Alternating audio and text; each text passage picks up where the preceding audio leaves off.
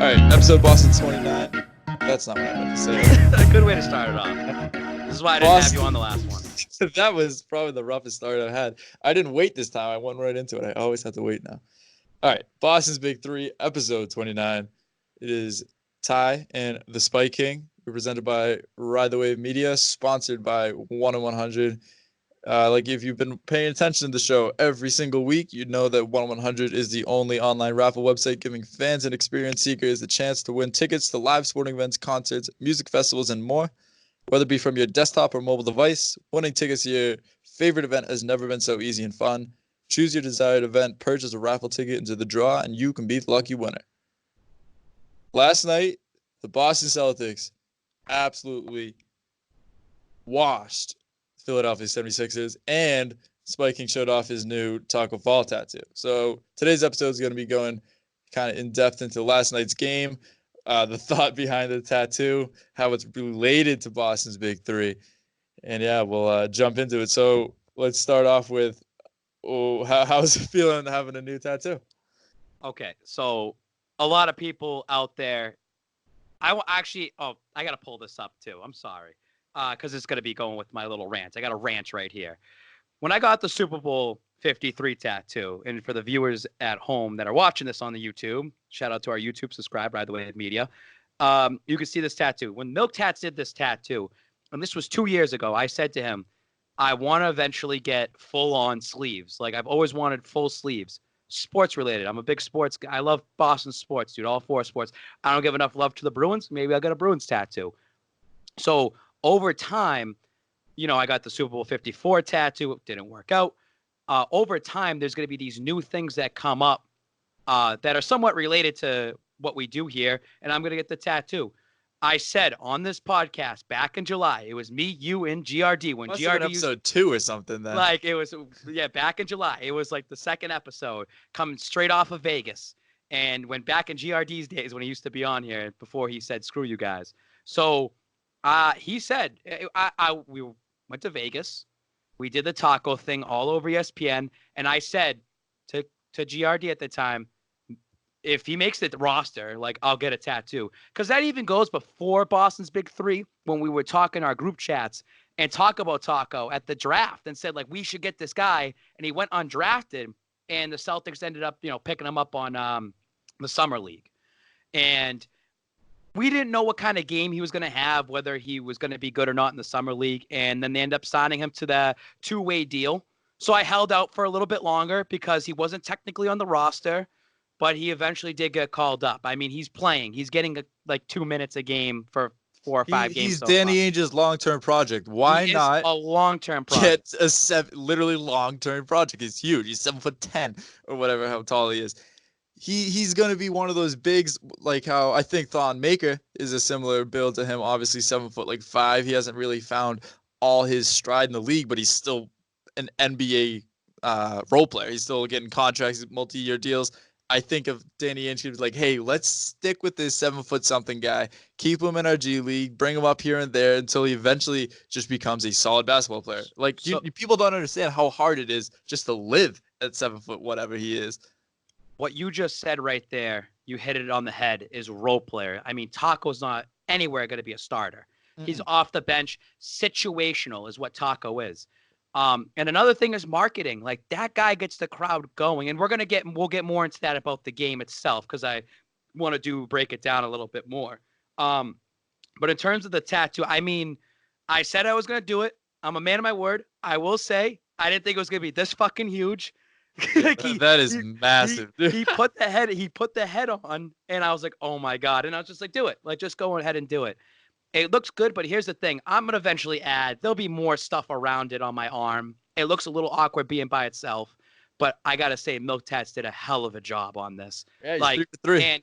And here's the thing. We were just saying this right now before we went live or on here and recording this.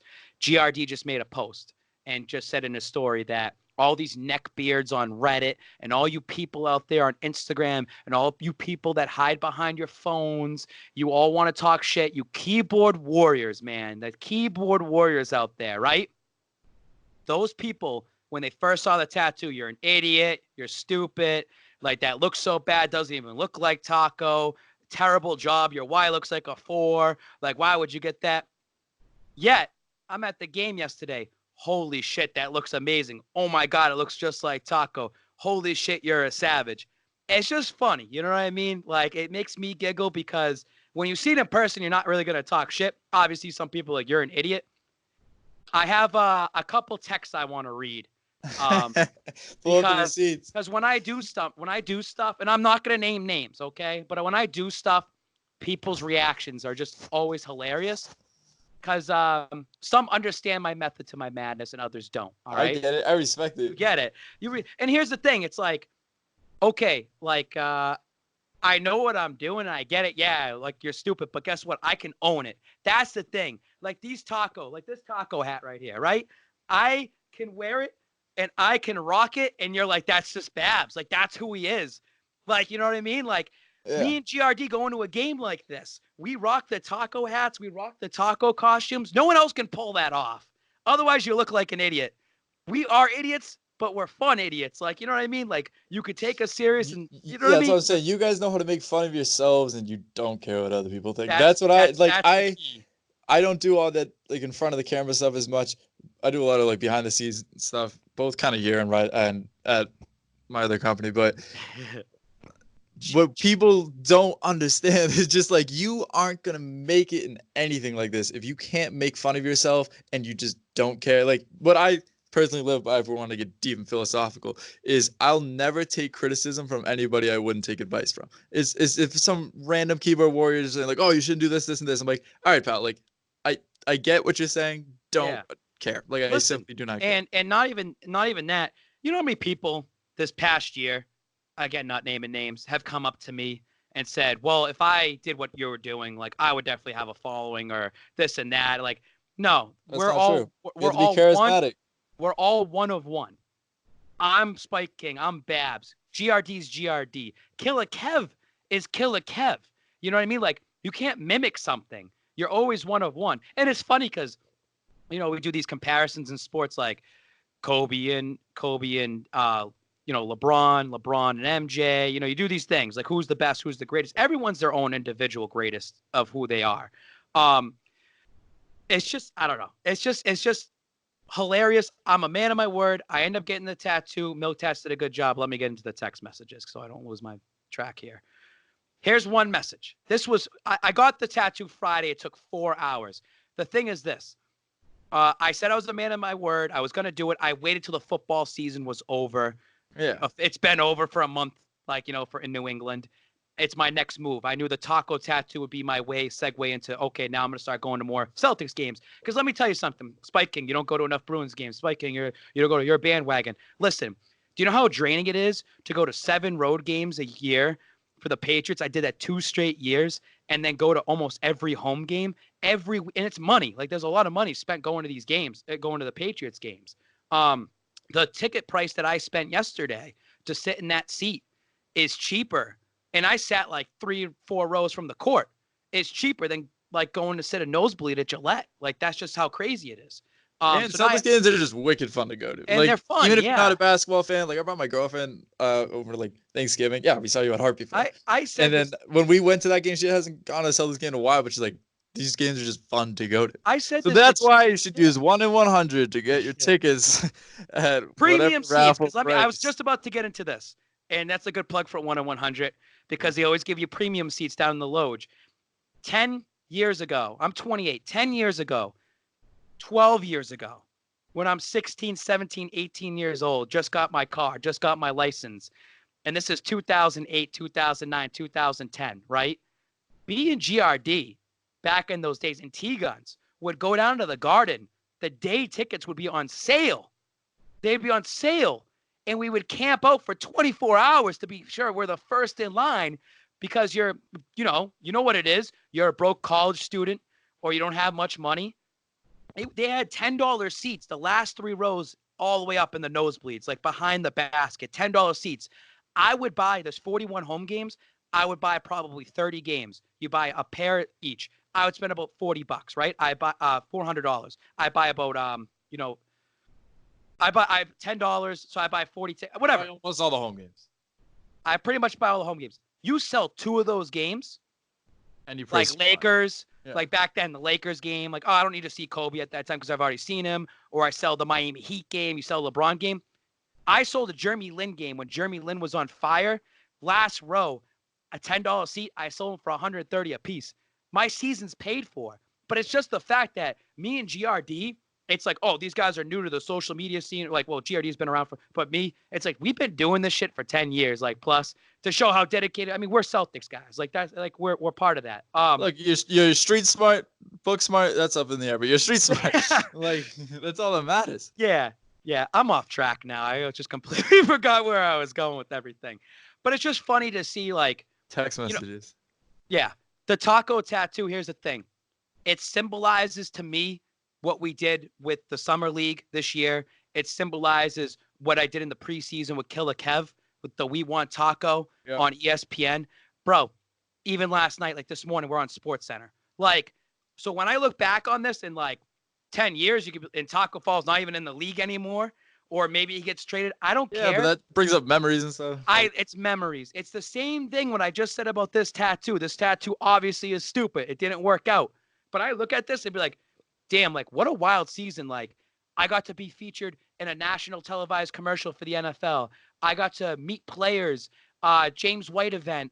Dietrich Weissman hooks it up all year. The Teddy Bruschi's, like, the Ty Law. Like, this symbolizes a lot of shit, bro. Like, and you're going to start seeing more of that all over my body. But like we joked, 10 years ago, I'd probably be getting Boston's Big Three, like the Boston 3 Party, or I'd be getting Cowboy Up, or the Idiots for the Red Sox, or I would be doing something like, Fear the Beard for like the Bruins in 2011. Like, I'd probably already have that stuff out there. So that's just who I am. Text messages. Okay, I know. No, I get it. How crazy is it to just wake up and you're just like, oh, I went viral yesterday? Because this is what, your 4th, 5th time? And here's the thing about going viral, and I've always said this, it's not about gaining followers. Like, oh, we're going to get into text messages, though. Yeah. It's not about gaining followers and shit. It's just showing, like, yo, like, we can go out there and be on TV. Me and GRD are untapped, like, talent. We're free agents. Yeah, we have Ride the Wave Media. It's just something that we're building to give us something to do, to show companies out there we are personalities that you want to have. Like, just saying that. Whether you're Barstool, whether you're ESPN, or whether you're locally NBC Sports Boston or Nesson or WEEI or Sports Hub, when you have a guy like Jim Murray giving me a shout out a week and a half ago on Felger and Maz, saying I'm like one of the bigger Patriots accounts and he follows me, and then talking to him and he like just says like, I respect your hustle, like just keep doing what you're doing. People are watching, dude. And I'm telling you, if you're an owner of a company out there, which you're probably not watching or listening, because this is going to be something that we'll go back on right now, whoever's the first person to fucking grab me or GRD or together is going to get 100% the best value out of us. And I'll say this like this, 1 in 100, plugging them for a 3rd time now on a podcast. They're our first major sponsorship, and it doesn't happen overnight. These things, like same thing with this shit, doesn't happen overnight. When I had my negotiations with him, we were lowballed, and I said, fuck you. Like, I said that to him because I know what we're worth, and now we're 8 months in with them. It's almost been a full year with 1 in 100. It's almost been a full year with Ride the Wave. I know.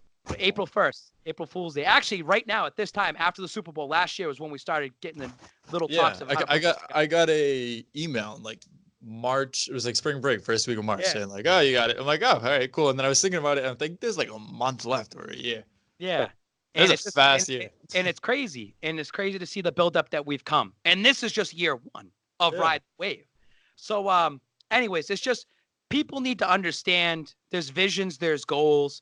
And again, this is what actually, it took me 5 minutes to talk in a circle to get back to my actual first point of what I wanted to say to you. Who cares? Was that just talking. keyboard warriors will tell you that this is what you should do. There's a lot of people in person that said you should do this, you should do this, you should do this. Even GRD and myself critique each other and say you should do this, and we don't do it. Or we do it and we listen. You're never going to be always right. I'm driving the seat. Again, Wes Hogan, man. I miss him. We got to get him back on here at some point. Shout out Wes Hogan. He's someone that told me, what Ride the Wave and stuff. You're in control, dude. Like, you're driving, dude. No one else is driving that seat. You want to steer it off the road, steer it off the road. You have your hand on that driver's wheel right there. You're steering. You're going back and forth. And I trust myself. Here's something that's going to get really deep right now. We're all over the place. Boom, boom, boom. I think I was near the ganja last night. Didn't smoke. I don't smoke ganja. Don't care, but lost secondhand. Got a contact high. You got drunk. My mom. This is crazy. This is deep. I was in 8th grade, and my grandfather passed away, and that was my biggest loss in my lifetime. Yeah. In terms of a death, he meant a lot to me. My grandfather, and my life would probably be a lot different. Maybe for the good. Like if he was around, I'd probably be an iron worker. He was an iron worker. My grandfather was built on work ethic.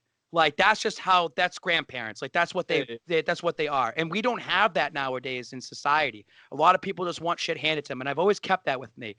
My mom went to me and we're going to get super deep here. And I just said to her, I think I was in 8th grade. She said this to me recently, a couple months ago.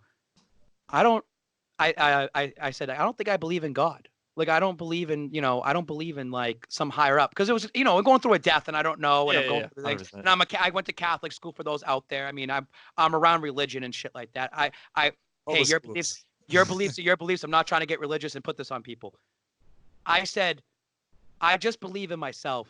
Like, it's just like, I believe in myself. And she said, she said she heard that. It gave her the chills. It gives me the chills right now. Because that's what you got to do in life is just believe in yourself. And yeah, it's I feel that. Like, even you know what I mean? I don't want to say something stupid after this. No, I know what you're saying. Because at Ride the Wave, you just joke around, be like, oh, Tyler Miller, you're lazy, you didn't do this, this, and this. I'm like, whatever, man. Like I know it's just the same stuff. Like, hey, here's a good idea, you just didn't go through with it. What people don't get, I think, about Ride the Wave or the people in the Ride the Wave is everything. At least I personally do everything.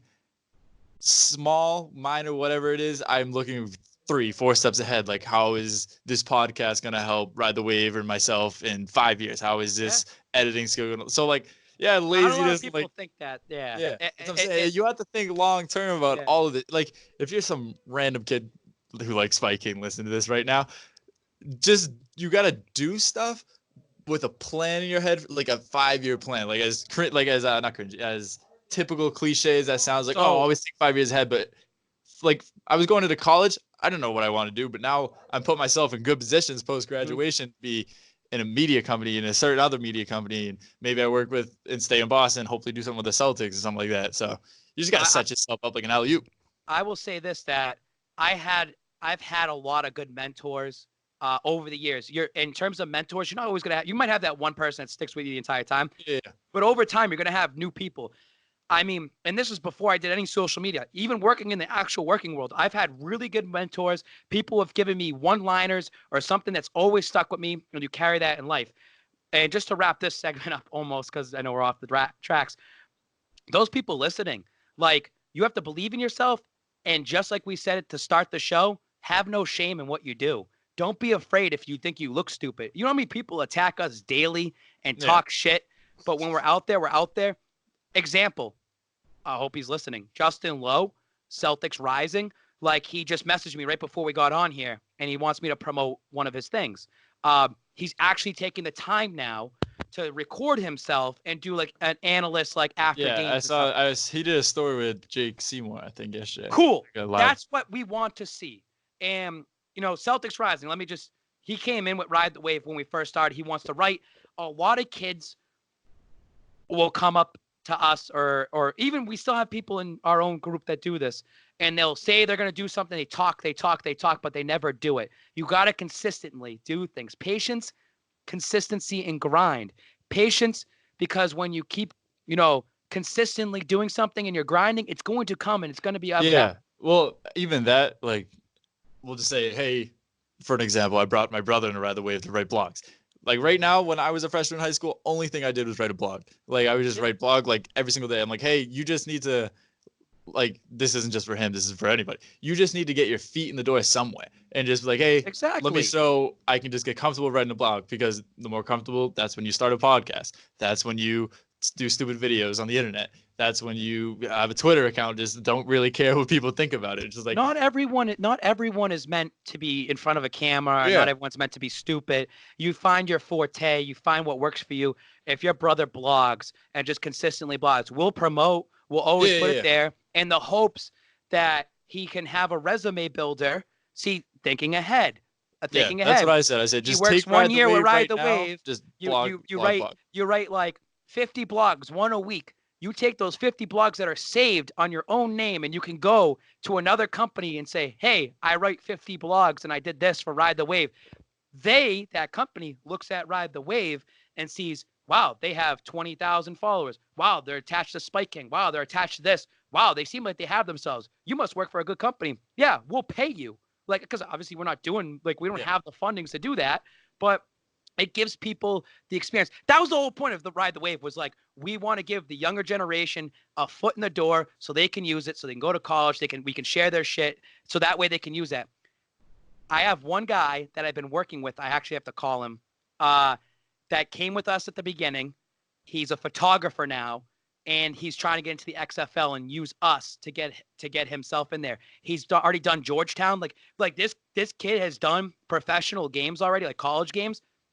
They're not for us because it's just not what we need, because we're more Boston based. Yeah. But I want him to use the name because I trust him and I know him to just get himself in there and get your foot in the door somewhere. Well, even say, like, I mean, this episode will just be about what we do behind the scenes. I guess it's stuff like whatever. I can talk for literally whatever. No. But what you have to be able to do is you have to be willing to work for free. Like, I worked for free in media for the past 5 years since I was a senior in high school. 4.5, say. I've seen maybe $1,000 in 4 years, if that. And that comes in chunks. That's not consistent. Is you just have to like be able to be like, hey, this is all going to pay off in the long run. This is all going to be like worth it in the end. But you just have to grind it out now. Like everything I do, I've not get paid for any of this. Let me say this to anybody that's listening. I know this is what's great about this, and I will wrap this up because I got to go to the text messages. But we are taking this because it's the people that talk shit and they think that they know what they're doing and stuff like that. Let me tell you right now, there's no money in media. What they're doing. There's no money in media. Like, there's no money. Like, there was a joke coming out like journalism. Like, there's no money really in there. You know where the money is?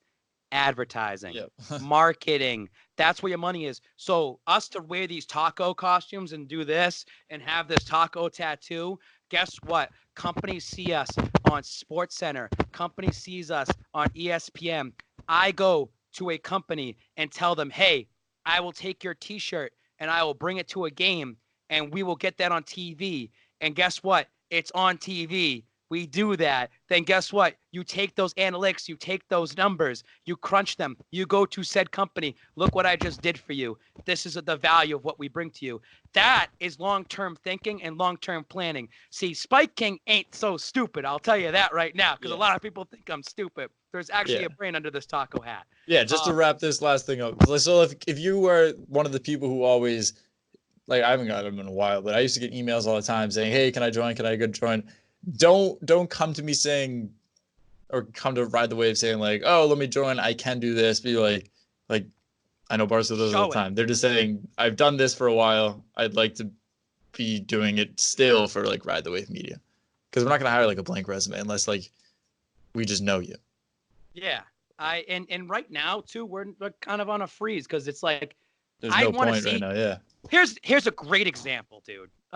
This is it. We're done, okay? Because we got to get into the other stuff. Yeah. Great example. The greatest example. Killer Kev. We already started Ride the Wave. I remember you texted me about him forever ago. Fishing through Instagram.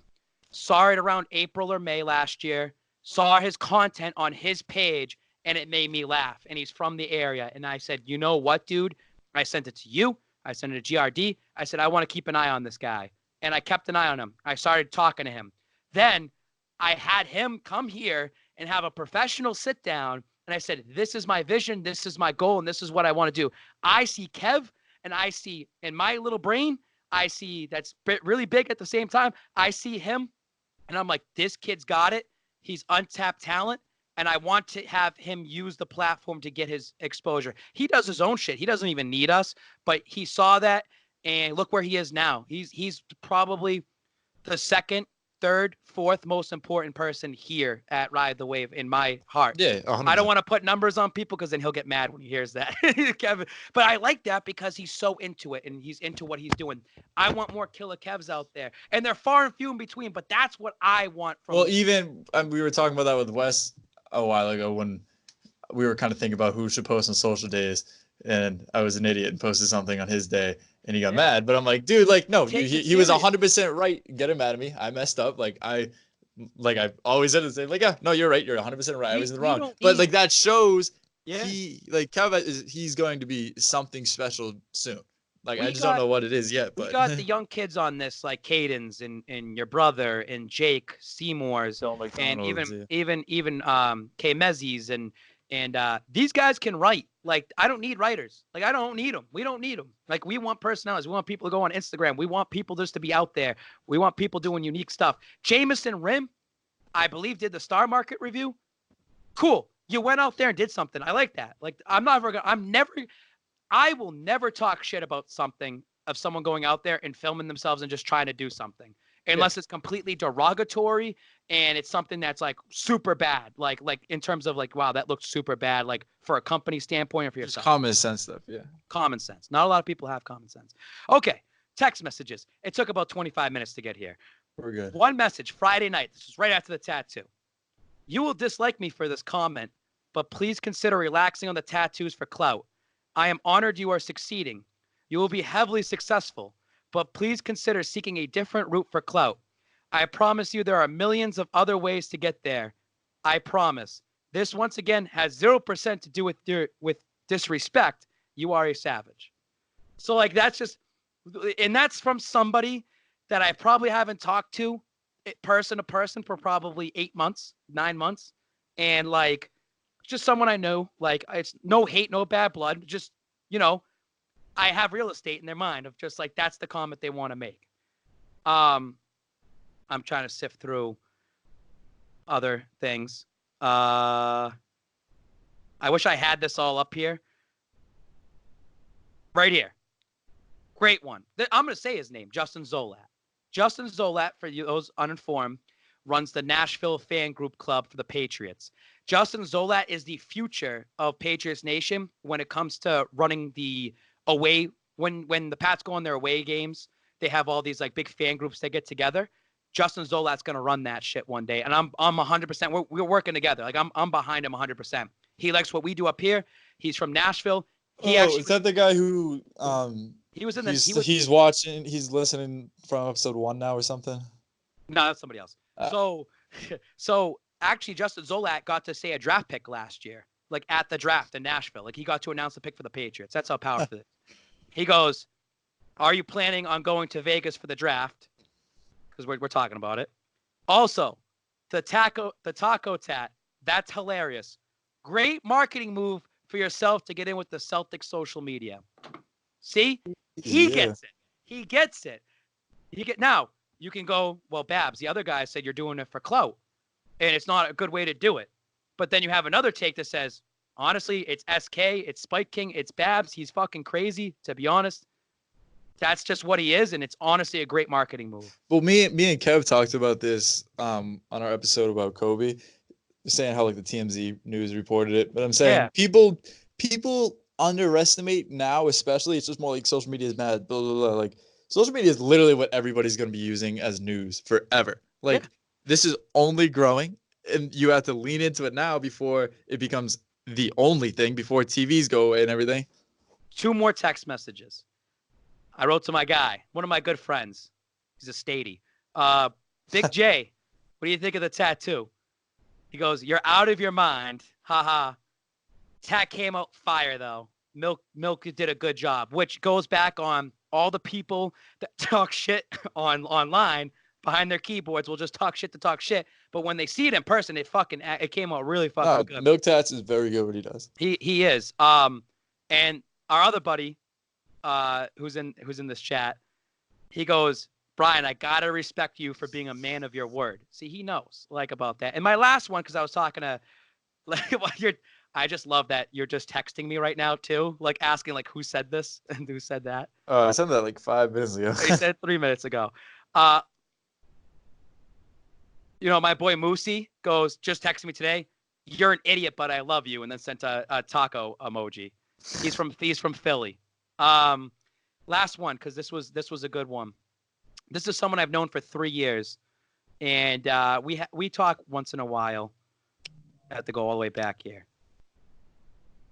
I showed him so we were talking. He's a big basketball guy. This guy, yeah. Leo. I'll say his name, Leo. So a big basketball guy, and I showed him the tats, because we were talking. We're going back and forth for a little bit yesterday. He goes, "I follow your moves. You are killing it and growing. There is a method to your madness. You are bringing in a new wave of media. You got this. Hard work pays off, especially what you're doing, what you love. Pretty soon you will become a brand, and either younger Boston athletes will hire you or companies to promote you. Just have to continue getting followers. Just continue growing. Once you hit 100K, that's a whole new ball game for you." Yeah, that number is the big number. So I just wanted to read some of those messages and just say, what's funny is Justin Lowe just texted me. He goes, "Awesome talks on Boston's Big Three, by the way." So maybe he'll get to listen on that and get him a little happy. But anyways, it's just funny what people got to say. I want the smoke. I want people to talk. I want you to say what you got to say. It doesn't stop me from anything. And guess what? We wanted to do the tattoo last week. I was very, very sick, under the weather. We got it done this week. Perfect timing. It's a great time. Perfect timing. Because what happened is Tacko ended up getting called up. It was an ABC nationally televised night game against the 76ers. And guess what's happening on Tuesday? We have a Tacko Fall event meet and greet that we're being brought out to, and we're still going to rock the taco costumes. And you know what? I'm supposed to be off this upcoming Thursday night from work, because I actually have to work a real job to afford things in life. But you mean that? But I want to go to the Red Claws game because I think Tacko might play that game. Fuck it. Bring me up to the Red Claws game. I reached out to the Red Claws. Bring me up there. You want this. You want this shit. You want this coverage. Because guess what? Wearing the Tacko stuff and Maine Red Claws is going to go out there. And shout out to Dylan, because Dylan McDonald, he's the only one that went up there. I couldn't make it that game. And he wore this and stuff and got on TV. So that's the Tacko talk right there. Let's get into the actual game. All right. So this is actually perfect. We can promote this thing. The first half an hour is nothing Celtics related. And the second portion is talk about the game, talk about Celtics. I fell asleep on my couch in this exact outfit. I haven't changed. I've been wearing this Jalen outfit last night because, depressing. Want to hear the story behind it is my roommates and I were playing beer pong, as college students do without money. You just get a bunch of solo cups and a 30 rack. And then I missed my first 2 shots. I'm like, all right, dude, I need something to put my mojo back on. I need a good omen. One in my room saw my Jalen jersey. I say, if I hit these next 2 shots, Jalen's going to go off tonight. And I'm wet. Jalen drops 32 points on the 76ers and absolutely suns Al Horford multiple times.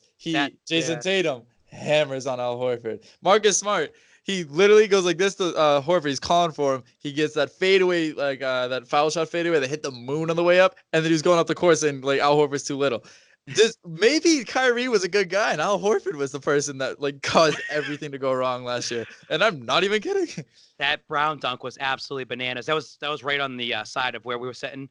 And Killer Kev, he said you got to give a little respect to Ben Simmons. Ben Simmons had a nasty dunk last night too. But yeah. He did have a really nasty. Yeah.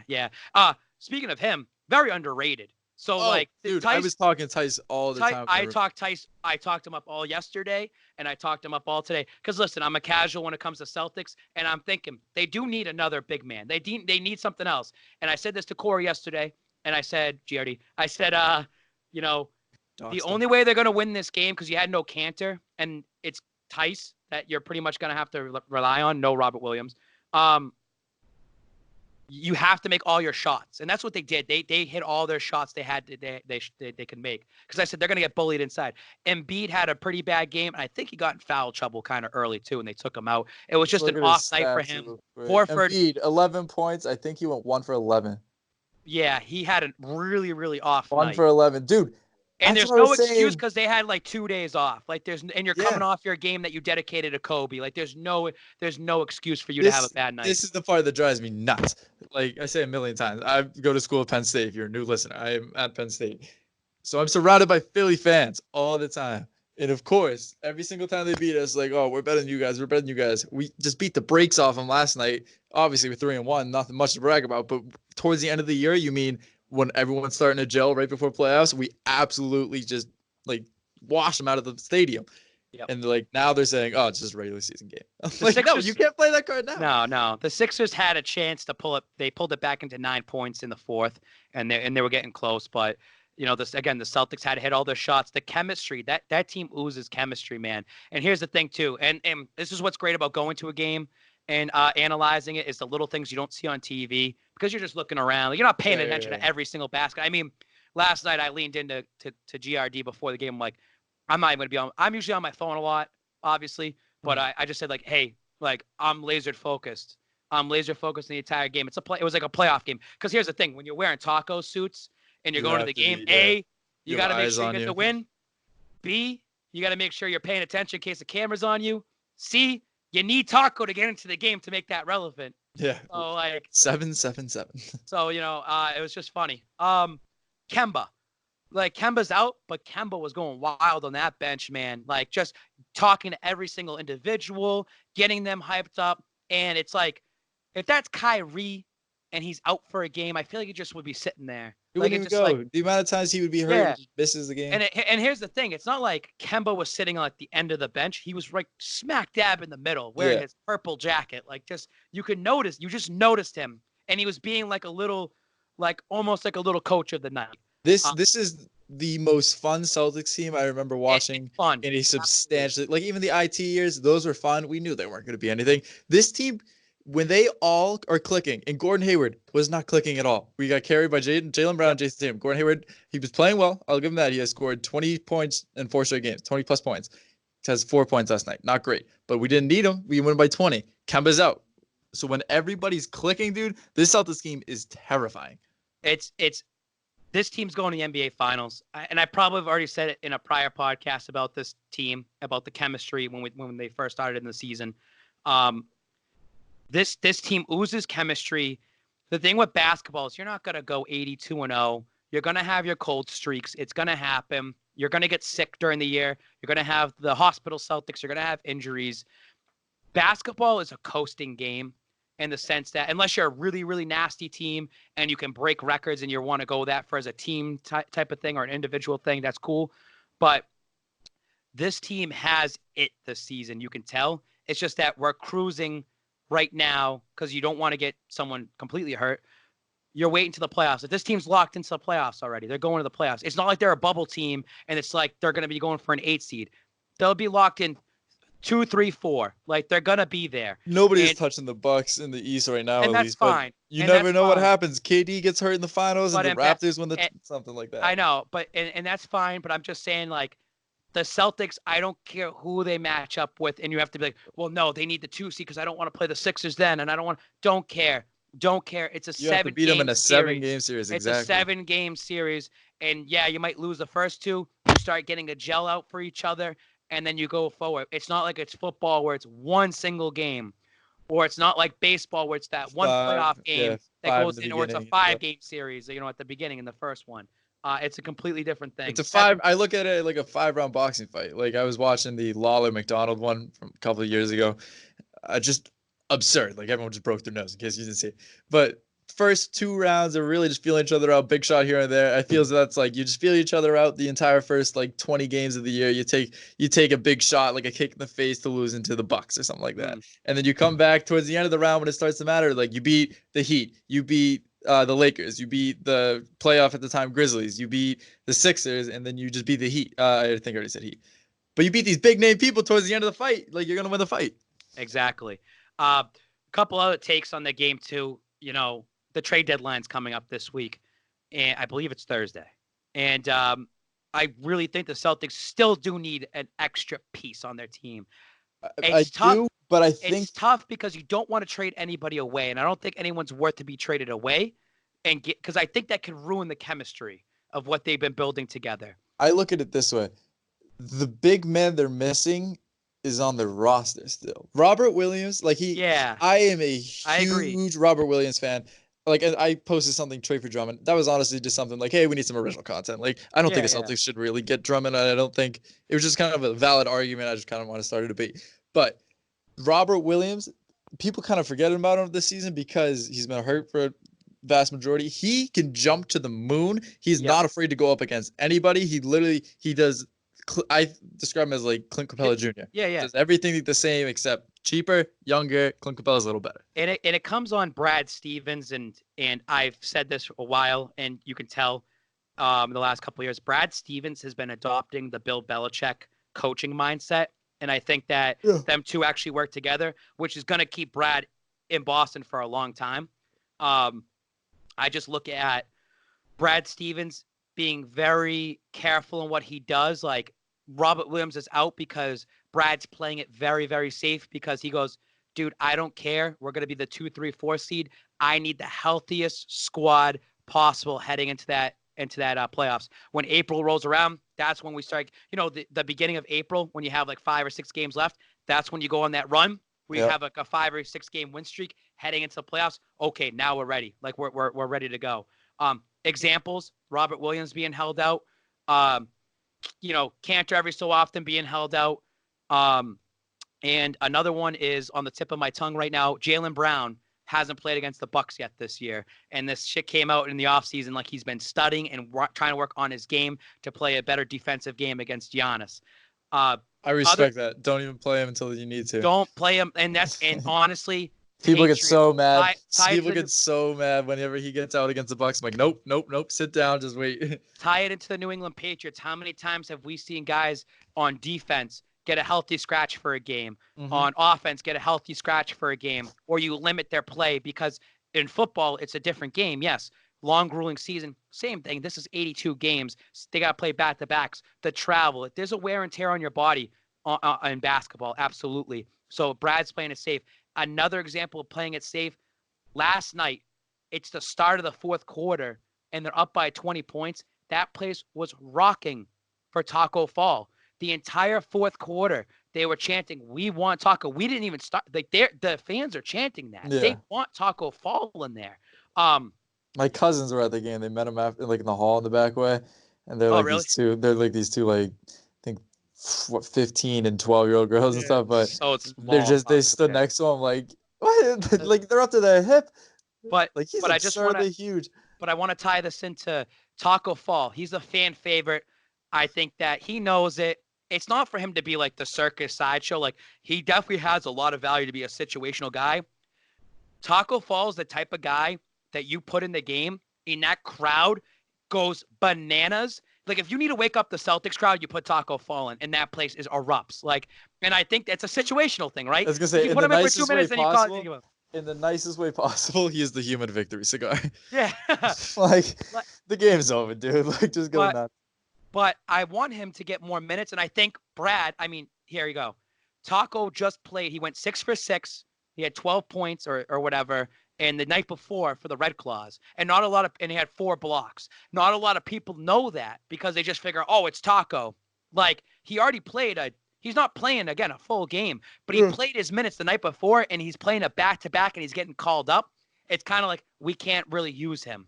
But we'll get him. But also give him some practice for a back-to-back. Like, this is the NBA life. Props for I understand that.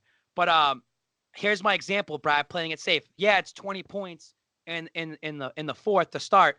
It got dwindled down to 9. Yeah, 20-point lead is nothing in this league. It's nothing in the NBA. So if it was like a 40-point lead, yeah, we'll probably put Tacko in there. And I'm not trying to say that in a negative way to Tacko, to say like his plus minus, his minus would end up being 20 points. I'm just saying, like, Brad just doesn't want to do that. Let's close this game out. This is the 76ers. This is a playoff team that we're going to against like the Suns or something. Close this out. And especially when it gets down to 9 points, yeah, Brad might go a little smaller with certain lineups. Like GRD at one point was like, look at this lineup out here. I hate this lineup like that they have, blah, blah, blah. I get that. They ended up putting him in with 2 minutes to go, 1:55 to go. Like, that's when you knew, like, okay, we're up by 20. But me, I'm sitting there and I'm sweating through this Tacko costume because I'm like, dude, if the Sixers start pulling this back, it's like a 6-point game or something like that. They're not putting the guy in there at all. Like you said, he's the human victory cigar. They put him in there at the end of the game.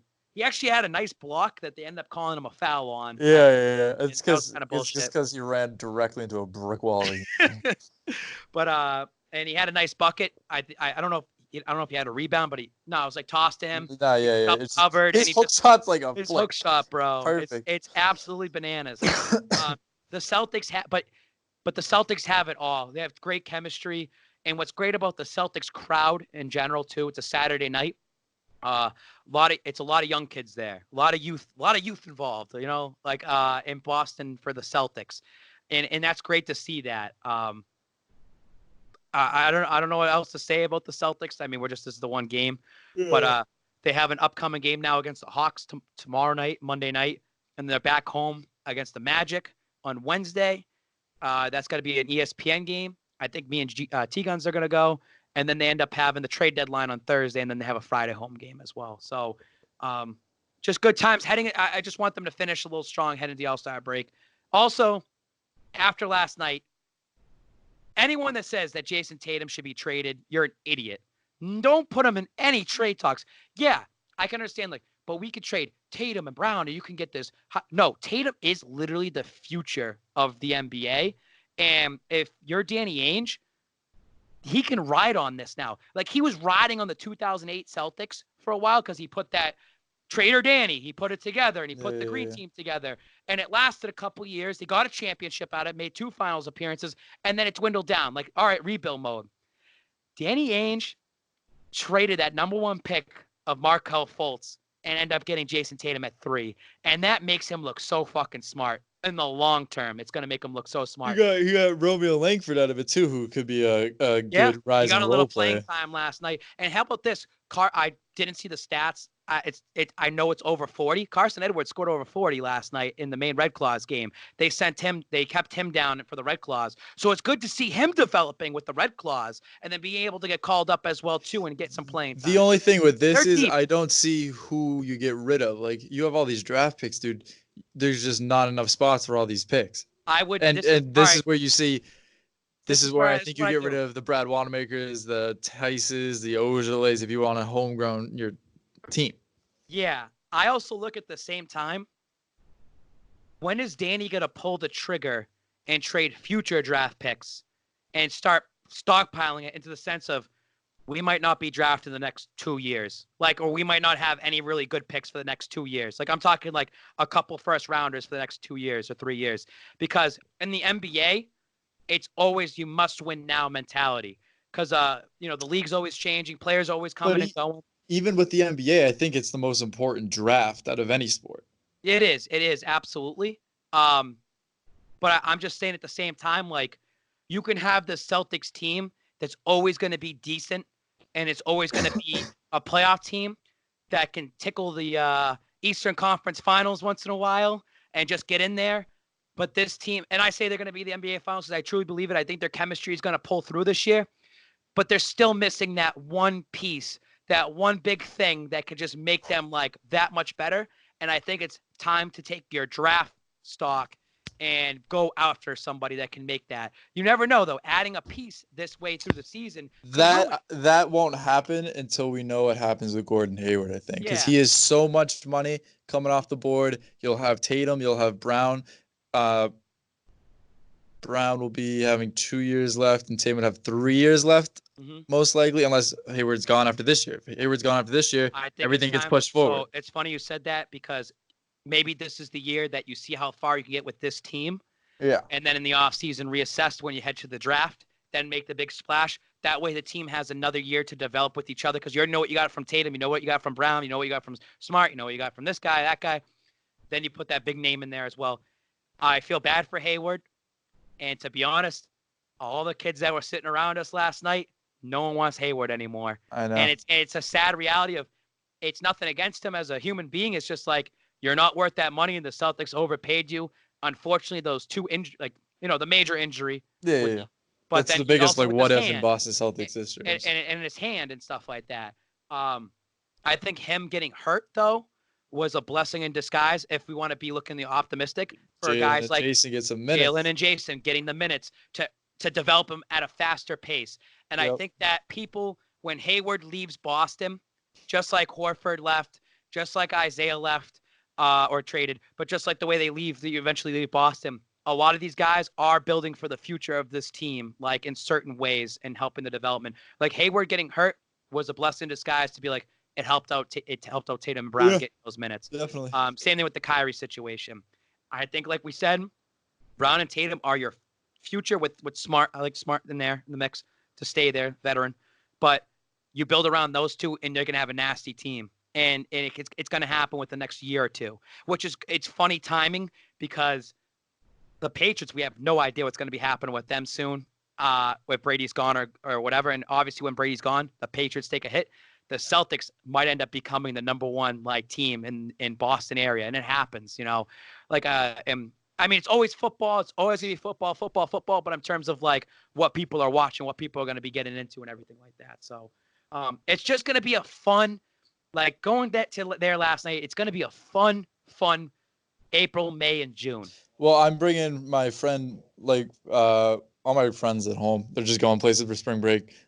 Don't have the money to go on spring break, so I'm like, whatever. I'm just gonna come home, and I'm bringing one of my friends who's from Pennsylvania home for the week. Big Celtics fan. He's like I got him to be a huge Celtics fan. I brought him up multiple times in the show. He's a huge Ride the Wave supporter. Honestly, he's a follower of you. He always mentioned your stuff. He pointed you out on TV last night before I gave you. Like, dude, that's your boy Babz. Like, he's a good kid. You'll have to meet him when we come up. But we're going to the Celtics game, and he talks about that every single day. He's like, dude, I can't wait to be in the Garden. Yeah. So like we'll have to do a meetup or something before the game. It's an experience to be in there, especially when the team's good like that. And it kind of sucks. Like last night was great because it's the Sixers. It's a Saturday night, and you're vibing. Even on like bad teams, outside the Garden is always buzzing. Every game night, hockey, basketball, like Boston. With all the new say what you want about Boston. Say what like you want about like this is a trash sports city. There is no other city in the entire world that cares so much about all four of their sports teams. Roddy Ricch was in town last night, and he had a concert right at Big Night Live. So he was at the game last night, sitting courtside. I think he left at halftime, and then he just like literally just goes right into the concert, which is kind of cool. Like, so it was cool. So this is what's cool about Boston last night is like you have the Roddy Ricch concert that people are lining up to get into, going into the Celtics game that people are lining up into, and it's a Saturday night. So that means there's the college kids that are going to all the bars. So last night we go to the Harp. Shout out to the Harp because they let us cut the line anytime we get to go. And the line's down the street, and you see these freaking taco heads just walking in there. And it's just vibes. Like, it's just crazy because we have guys and girls in there that are just like legit, like going to dance and club and do whatever they're going to do. And then you have two taco heads coming from the Celtics game, and they're talking about sports, and you're intermingling. Like, it's just awesome. It's just a great time around the Garden. And it's cool to be a younger kid because all the shit's growing. Like, I remember when I was 10 years old and the green line was above ground outside of the Garden. Yep. And there wasn't like, and, they were still like building shit around the area and stuff like that. It wasn't what it is today. And it's still just going to keep getting better and better over there. So I just texted Bruins Warrior before this, and I said, I got to get to a hockey game soon. It's been a while since I've been to a Bruins game because even a Bruins game is just a great experience to be at. I think the Celtics are way more fun. Yeah, but I don't know anything about hockey. But I think Bruins playoff hockey is one of the best things because in terms of basketball, you could be like, like if you're having an off night, you have an off night. Like, the game wasn't good. Like, hockey's just back and forth. Like, it's puck luck. Anything can happen in any of those games. So, even the Stanley Cup last year, I mean, everyone's glued into it. Like, I don't care. Like, I'm one of those fans of hockey. I've said this a million times, and I don't really care because, like, every single time the Celtics play, I'd much rather watch the Celtics. But when it's Bruins hockey season, I pretend like I'm a huge Bruins guy. Like, I just know I like pick up one fact I see on Twitter, I bring it up to whoever I'm with. Like, do you see Chara had this, and I'm like, this guy knows what he's talking about. Like, no, dude, like I'm Wikipedia, like Ty. I was joking at work because I have a bunch of guys that are big Bruins guys. Yeah. And big into hockey. Like hockey, like if you're in hockey, you just like hockey. You don't like anything else. Like you just like hockey. So I was saying about the Patriots, and I was like, no, I'm a big Bruins guy. Like I'm a big Bruins guy. And they're all laughing at me, but I was just like, wait till April, like because I know the Bruins are going to the playoffs. Like they're a fucking nasty team this year. Just like wait till the playoffs and I start going out there and you start seeing Spike King run around fucking black and gold and shit like that. Like it's just fun, dude. So I don't know. I lost it. Look, Like, that's it. hold on, no, look. I'm not saying. Just look. What do you want? Are you sending me? Yeah, yeah. Look in the RTW group. I have breaking news. Is this from Roondog? No. I'm texting it right now. Wait, what are you doing? Just look in the admin one. All right. Well, for those at home, we have goodness. Ride the Wave chat, and we also have a. Oh, you see that camera? That's pretty sick. No, not that. Wait. Oh, you're looking at the main one. Oh my goodness. What the hell? So we have this guy, Zach, and he said, "I know this will sound fucked up, but I don't care. I'd trade Karl Malone to get Kobe back. Kobe didn't father children with the 14-year-old." Like, what the hell are you saying, dude? Like, what are you saying? I hope you're listening right now, Zach. You need to, like, reevaluate what the hell's going on in your life, dude. Like, what the fuck? For those who don't know, Zach runs our wrestling account. We have actually a wrestling account just because I like wrestling. Like, I just like to have it because I actually pay attention. Oh, And he always comes with, like, just the most the weirdest absurd stuff. I didn't expect. All right, we're ending on that. This is I the like boss. to keep him around because of things like this. Yeah, So it's the camaraderie. It's like, Zach, if you're listening, you're getting made. Everyone's giggling at you, dude. What are you doing? All right, this has been That's a good way to end it. Boss's Big I can't Three, believe that. episode 29. Real quick, to be back on a serious note, because let's keep it basketball. Just super quick. Your thoughts on the Lakers, their home game on Friday night? They're winning the championship, but I mean, Dame Lillard is on this run that nobody can stop him. I saw this tweet today. Dame Lillard's playing exactly like James Harden, except it's fun to watch. I'm like, that's 100% correct. Like, James Harden's so annoying to watch. But I don't know. Like, I would say there was a lot of It stinks because LeBron had a pretty bad night, but I think there was a lot of emotions for LeBron. And you can't blame him. It's funny because GRD said like the Lakers fans and their Instagram, like the comments were shitting all over them because they lost. Oh, you lost and you should have won for Kobe. Like, calm down, dude. Like it's an emotional night. Did you see Dito's meme? Like, it was just like LeBron crying, and it was like, it's like when your mom tells you to stop crying or I'll make you cry about something. Like, I don't know. I wanted to post it because I thought it was funny. And then I sent it to Woke John, whatever you want to say. I call him Gene because I want to.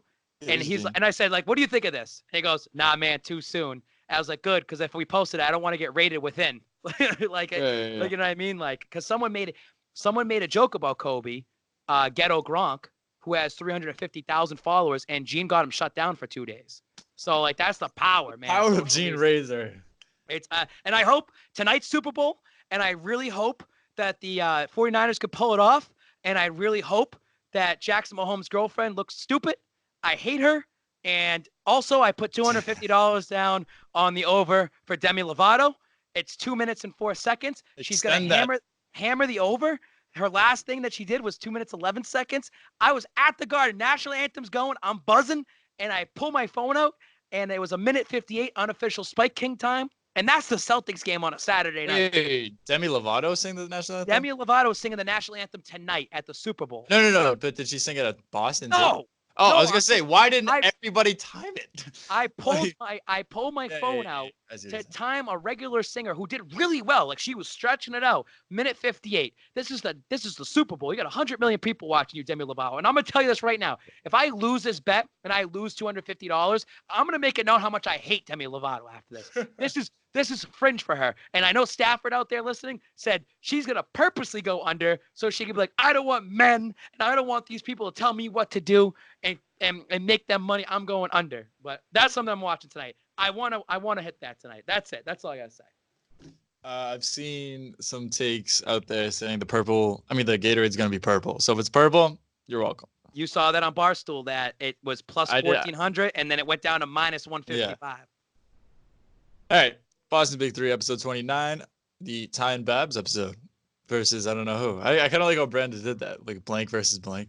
I like that. That was something Yeah. very unique. I think that this could be not Babs versus Babs and Tacko versus the internet. Yeah. It should be Babs versus the internet. It should be Babs versus the internet because that's how we started off with that. Yeah. You know what I mean? Right. Babs versus the neckbeards. Boston's Big Three. Said right away. I ride the wave immediately.